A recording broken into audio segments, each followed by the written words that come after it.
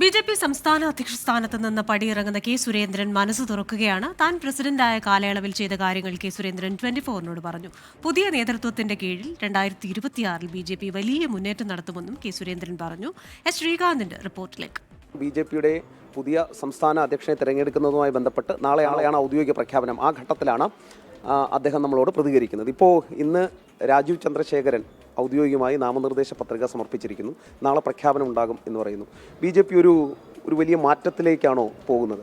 അതെ, കഴിഞ്ഞ 3-4 മാസമായിട്ട് ഞങ്ങൾ വളരെ സ്ട്രക്ചറലായിട്ടുള്ള ഒരു ചേഞ്ച് ബൂത്ത് തലം മുതൽ നടത്തിക്കൊണ്ടിരിക്കുകയാണ്. ഉദാഹരണത്തിന് എല്ലാ ബൂത്തുകളിലും കഴിഞ്ഞ 5 വർഷത്തിന് ശേഷം എല്ലാ ബൂത്തുകളിലും ഏതാണ്ട് 18,600 ഒഫീഷ്യൽ ബൂത്ത് കമ്മിറ്റികൾ അത് നിലവിൽ വന്നു.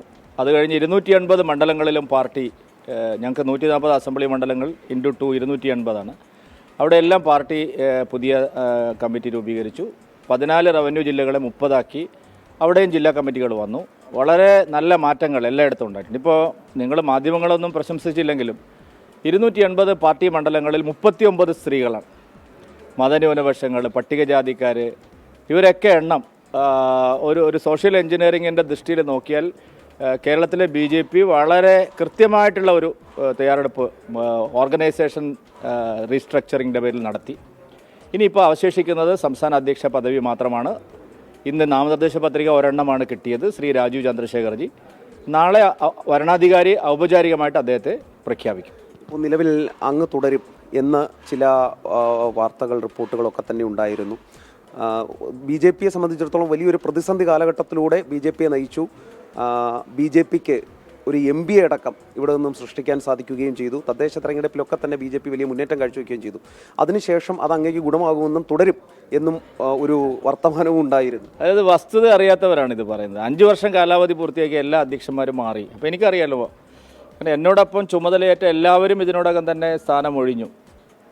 വളരെ കുറച്ച് പേര് മാത്രമാണ് അവസാനം വരെ ഉണ്ടായിരുന്നത്. അവരും ഈ സംഘടനാ തെരഞ്ഞെടുപ്പോടുകൂടി സ്ഥാനമൊഴിഞ്ഞു. അതുകൊണ്ട് എനിക്ക് മാത്രം ഒരു പ്രത്യേകതയില്ല. അതുകൊണ്ട് മാധ്യമങ്ങൾ എന്തൊക്കെ പറയുന്നു അതൊന്നും അല്ലല്ലോ സത്യം. മാധ്യമങ്ങൾ പറയുന്നതൊക്കെ വെറും പൊയ് വാക്കുകളാണെന്നുള്ളതാണല്ലോ ഇപ്പോൾ ഇത് നാമനിർദ്ദേശ പത്രിക കഴിഞ്ഞപ്പോൾ മനസ്സിലാവുന്നത്. അതുകൊണ്ട് വസ്തുതാപരമായിട്ട് അത് ശരിയായിരുന്നില്ല.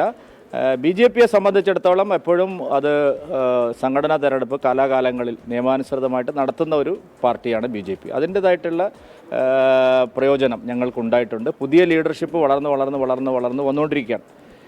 കാരണം പണ്ട് കാലത്ത് നോക്കുമ്പോൾ മാരാർജി, രാമപിള്ള സാർ, രാജേട്ടൻ, ഇങ്ങനെ ഒരു ചെറിയൊരു ത്രയം, അത് കഴിഞ്ഞ് കുറച്ചുകൂടി ആൾക്കാർ വന്നു. ഇപ്പോൾ ഒരു നല്ല സെറ്റ് ലീഡർഷിപ്പ് എല്ലാ ജില്ലകളിലും വന്നു. സംസ്ഥാനത്താകെ ഒരു കേരളത്തിൽ അറിയപ്പെടുന്ന ഒരു പൊളിറ്റിക്കൽ പാർട്ടിയായിട്ട്, ഒരു 20% വോട്ട് ഷെയർ ഉള്ള ഒരു പാർട്ടിയായിട്ട് ഞങ്ങൾ മാറി എന്നുള്ളത് വളരെ അതിൻ്റേതായിട്ടുള്ള ഒരു പ്രയോജനമുണ്ട്.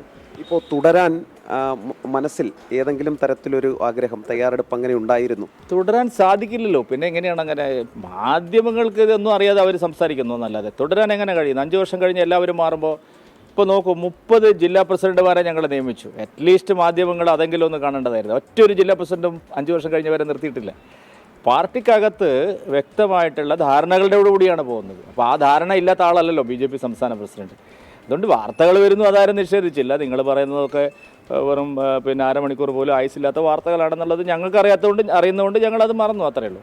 ഇപ്പോൾ രാജീവ് ചന്ദ്രശേഖരെ പോലെ ഒരാൾ എത്തുമ്പോൾ അദ്ദേഹത്തിന് സംഘടനാ തലത്തിൽ അദ്ദേഹത്തിന് വലിയ അനുഭവ സമ്പത്തോ പ്രവൃത്തി പരിചയമോ കേരളം പോലൊരു സംസ്ഥാനത്തില്ല. അദ്ദേഹം കർണാടകയിലൊക്കെ തന്നെ പ്രവർത്തനവുമായി നിന്നിട്ടുണ്ട്, അത് സമ്മതിക്കും. പക്ഷേ അദ്ദേഹം ഈ പാർലമെൻ്ററി രംഗത്ത് വന്ന് 1 മാസം കൊണ്ട് ഇവിടെ കുറേയധികം വോട്ട് നേടുകയും ഒക്കെ ചെയ്തയാളാണ്. സംഘടനാ തലത്തിൽ അദ്ദേഹത്തിന് അതൊരു വെല്ലുവിളിയായി മാറുമെന്ന് കരുതുന്നുണ്ടോ? അല്ല, സംഘടന ഇവിടെ ഉണ്ടല്ലോ, ശക്തമായിട്ടുള്ള സംഘടന ഉണ്ട്. ഇപ്പോൾ ഞാൻ നേരത്തെ പറഞ്ഞല്ലോ, ബി.ജെ.പിയുടെ സ്ട്രക്ചറിനെ കുറിച്ച് ഞാൻ പറഞ്ഞല്ലോ. ഇനി അതിൻ്റെ മുന്നിൽ നിന്ന് നയിക്കാൻ ഒരാളാണ് വേണ്ടത്. കാരണം അദ്ദേഹം ഒരു നൂലിൽ കെട്ടിയിറക്കിയ ആളല്ല. 10-30 വർഷമായിട്ട് അദ്ദേഹം പബ്ലിക് ഫീൽഡിലുണ്ട്. ഒരു ടെസ്റ്റഡ് ലീഡർഷിപ്പാണ് അദ്ദേഹം, ഒരു ട്രസ്റ്റഡ് ലീഡർഷിപ്പാണ്, ഒരു വിജയിച്ച ലീഡർഷിപ്പാണ് അദ്ദേഹം. അദ്ദേഹം 3 തവണ MP ആയിരുന്ന ആളാണ്, 1 തവണ കേന്ദ്രമന്ത്രി ആയിരുന്ന ആളാണ്. ഇപ്പോൾ തിരുവനന്തപുരത്ത് വന്നപ്പോഴും നിങ്ങളെല്ലാവരും ഇങ്ങനെ പറഞ്ഞു. പക്ഷേ അദ്ദേഹം ഒരാഴ്ച കൊണ്ട് നിങ്ങൾ പറഞ്ഞതൊന്നും ശരിയല്ല എന്ന് പിന്നെ നിങ്ങൾ തന്നെ മാറ്റി പറഞ്ഞില്ലേ. അദ്ദേഹം അക്സെപ്റ്റൻസ് ഉള്ള ഒരു പബ്ലിക് ലീഡർ തന്നെയാണ്. അദ്ദേഹത്തിൻ്റെ കഴിവ് അദ്ദേഹം തെളിയിച്ചിട്ടുണ്ട്. അത് കഴിഞ്ഞ ലോക്സഭാ തെരഞ്ഞെടുപ്പിൽ അദ്ദേഹം ഇവിടെ വന്നിറങ്ങിയപ്പോൾ എല്ലാ എതിർ പ്രചാരണങ്ങളെയും, ഈ പറഞ്ഞ മാധ്യമ പ്രചാരണങ്ങളെയും അസ്ഥാനത്താക്കിക്കൊണ്ട് ശ്രീ രാജീവ് ചന്ദ്രശേഖർ മികച്ച പ്രകടനം കാഴ്ചവെച്ചിട്ടുണ്ട്. അപ്പോൾ അതുകൊണ്ട് ആ രീതിയിലുള്ള പ്രചാരണമൊന്നും വിലപ്പോവില്ല. സംഘടനയും നേതാവും ശക്തമായിട്ട് തന്നെ നിൽക്കുകയാണ്. അതുകൊണ്ട് അത് തീർച്ചയായിട്ടും മുമ്പോട്ട് പോകും. എന്ത് തരത്തിലുള്ള മാറ്റമാണ് രാജീവ് ചന്ദ്രശേഖരെ ചുമതല ഏൽപ്പിക്കുന്നതിലൂടെ BJP ലക്ഷ്യമിടുന്നത്? അല്ല, ഒരു വ്യക്തി മാറുന്നത് കൊണ്ട് എല്ലാം മാറുകയല്ല, ഒരു ടീമാണ് കാര്യങ്ങൾ ചെയ്യുന്നത്. ഒരു ടീം ശക്തമായിട്ട് മുമ്പോട്ട് പോകും. ഇപ്പോൾ ഇന്ന് നിങ്ങൾക്ക് മനസ്സിലായല്ലോ, നിങ്ങൾ എന്തെല്ലാം അഭ്യൂഹങ്ങൾ പരത്തി. പക്ഷേ കേരളത്തിലെ BJP എത്ര മാത്രം മെച്യൂരിറ്റിയോടുള്ള ഒരു ലീഡർഷിപ്പാണെന്ന് നിങ്ങൾക്കിന്ന് ബോധ്യമായി കാണും.